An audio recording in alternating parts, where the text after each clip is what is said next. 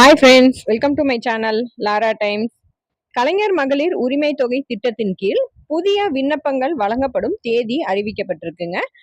இந்த திட்டத்தில் புதிய பயனாளர்கள் சேர்க்கை எப்பொழுது, புதிய பயனாளர்கள் சேர்க்கைக்கான விண்ணப்பங்கள் எப்போது இருந்து வழங்கப்படும் அப்படிங்கிற மாதிரியான புதிய டீட்டெயில்ஸ் தான் நம்ம இந்த வீடியோல பார்க்க போறோம். வீடியோவை ஸ்கிப் பண்ணாம பாருங்க. இது வரைக்கும் நம்ம சேனலை சப்ஸ்கிரைப் பண்ணாதவங்க சப்ஸ்கிரைப் பண்ணி வச்சுக்கோங்க. அப்படியே பெல் பட்டன் அழுத்திட்டு ஆல்ங்கிறத ப்ரெஸ் பண்ணீங்கன்னா ஃபர்தராக நாங்கள் அப்லோட் பண்ணுற யூஸ்ஃபுல்லான இன்ஃபர்மேஷன்ஸ் உடனுக்குடனே உங்களுக்கு நோட்டிஃபிகேஷனாக வரும். வாங்க வீடியோக்குள்ளே போகலாம். கலைஞர் மகளிர் உரிமை திட்டத்தில் இணைந்து கொள்ள 1,63,00,000 விண்ணப்பங்கள் அரசுக்கு வரப்பெற்றது.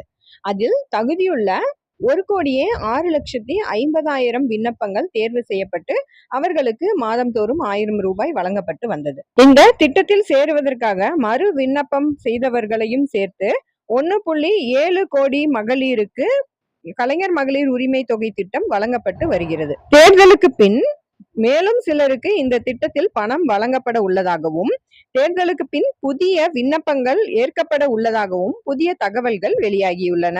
கலைஞர் மகளிர் உரிமை தொகை திட்டத்தின் கீழ் புதிய பயனாளிகளை சேர்க்க விண்ணப்பங்கள் ஜூன் 2ஆம் வாரம் வழங்கப்பட உள்ளதாக தகவல் வெளியாகியுள்ளது.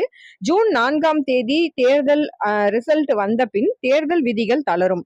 அதனால் அதற்கு பின்பே விண்ணப்பங்கள் கொடுக்க முடியும் அப்படின்னு தமிழக அரசு தரப்பிலிருந்து புதிய தகவல் வெளியாயிருக்கு.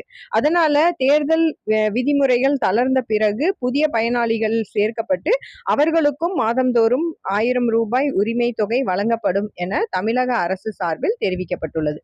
இந்த வீடியோ உங்களுக்கு யூஸ்ஃபுல்லா இருந்திருக்கும்னு நினைக்கிறேன். வீடியோ பிடிச்சுன்னா உங்க ஃப்ரெண்ட்ஸுக்கும் ஷேர் பண்ணுங்க. நம்ம சேனலை சப்ஸ்கிரைப் பண்ண மறந்துடாதீங்க.